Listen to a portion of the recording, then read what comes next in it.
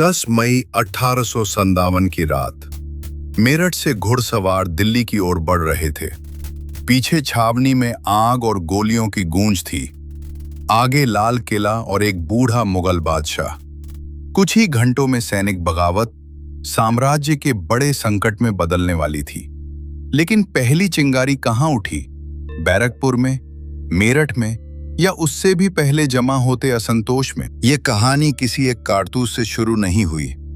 East India company लगातार अपना इलाका बढ़ा रही थी। झांसी के उत्तराधिकार और नाना साहब की पेंशन की मांग ठुकराई गई। 1856 में अवध मिला लिया गया। किसानों और जमींदारों पर कठोर लगान था। बहुतों की जमीनें निकल रही थी। भारतीय सिपाही वेतन, भत्तों, पदों में भेदभाव और सेवा की नई शर्तों से नाराज थे। मिशनरियों, सामाजिक सुधारों और नए कानूनों के बीच ये भय भी फैला कि सरकार धर्म और रीति रिवाजों में दखल देना चाहती है। कारण राजनीतिक, आर्थिक, सैनिक और सामाजिक सभी थे। इसी अविश्वास के बीच नई एनफील्ड राइफल आई। उसका कागजी कारतूस दांत से खुलता था। अफवाह फैली कि उस पर गाय और सूअर की चर्बी है। हिंदू और मुसलमान दोनों सिपाहियों की मान्यताओं के विरुद्ध। चर्बी की वास्तविक बनावट पर इतिहासकार सावधानी बरतते हैं, पर सिपाहियों का भय वास्तविक था। कारतूस कारणों का ढेर नहीं, उस पर गिरती चिंगारी था। 9 में मार्च को बैरकपुर में 34वीं बंगाल नेटिव इन्फेंट्री के मंगल पांडे ने अंग्रेज अफसरों पर हमला किया। साथियों ने उन्हें पकड़ने का आदेश नहीं माना, पर खुली बगावत में भी नहीं उतरे। मंगल पांडे गिरफ्तार हुए और 8 अप्रैल को फांसी दी गई। बैरकपुर ने शक्तिशाली प्रतीक दिया। व्यापक विद्रोह अभी शुरू नहीं हुआ था। मेरठ में तनाव अगला मोड़ बना। कारतूसों के साथ अभ्यास से इनकार करने वाले 3री बंगाल लाइट कैवलरी के 85 सिपाहियों को 9 मई को कैद की सजा मिली।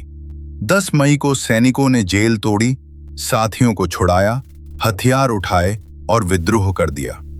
अफसरों और नागरिकों पर हिंसा हुई, इमारतें जलाई गईं। रात में एक दल दिल्ली की ओर निकल पड़ा। 11 मई की सुबह वे लाल किले पहुंचे। दिल्ली की भारतीय टुकड़ियां भी विद्रोह में शामिल हो गईं। विद्रोहियों ने बहादुर शाह जफर से नेतृत्व मांगा। 80 वर्ष से अधिक उम्र के सीमित शक्ति वाले बादशाह ने हिचकते हुए हामी भरी। इसने बगावत को राजनीतिक प्रतीक और दिल्ली जैसा केंद्र दिया। यहीं मेरठ की घटना बड़ी उथल-पुथल में बदल गई।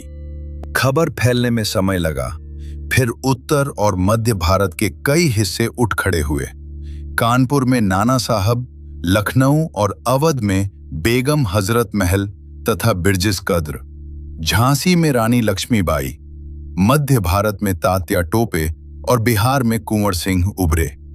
कहीं बेदखल शासकों का प्रश्न था, कहीं जमीन और लगान का, कहीं सेना और स्थानीय सत्ता का। ये एक ही योजना से चलने वाला आंदोलन नहीं था। ये पूरे उपमहाद्वीप में समान रूप से नहीं फैला। मुख्य क्षेत्र गंगा यमुना का मैदान, अवध और मध्य भारत रहा। बंबई और मद्रास की सेनाएं बड़े पैमाने पर नहीं टूटी। कई रियासतें तटस्थ रहीं या अंग्रेजों के साथ गईं। कुछ सिख, पंजाबी और गुरखा टुकड़ियां कंपनी की ओर से लड़ी। विद्रोहियों के लक्ष्य अलग थे। साझा कमान और रसद सीमित थी।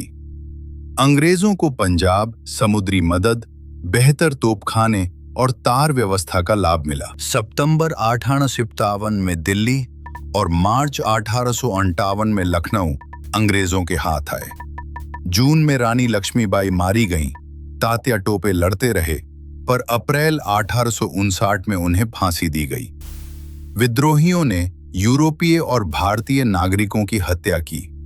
अंग्रेजी दमन में भी सामूहिक सजाएं, गांवों की तबाही और निर्मम प्रतिशोध हुए। सबसे भारी कीमत आम लोगों ने चुकाई। इसीलिए नाम भी बहस का हिस्सा है।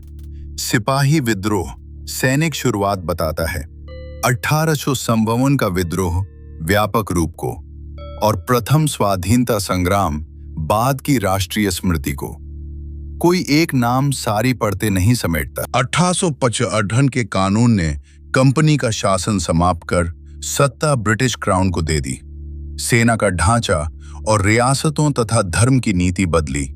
गवर्नर जनरल अब वायसराय भी कहलाया। तो उत्तर?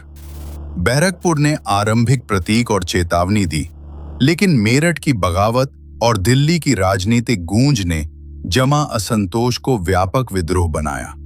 विद्रोह दबा, पर उसने साम्राज्य को अपना चेहरा बदलने पर मजबूर कर दिया। आपके अनुसार 100 सालों 57 की क्रांति की वास्तविक शुरुआत कहां से हुई? बैरकपुर, मेरठ या उससे भी पहले? अपने विचार सम्मानपूर्वक टिप्पणी में साझा कीजिए।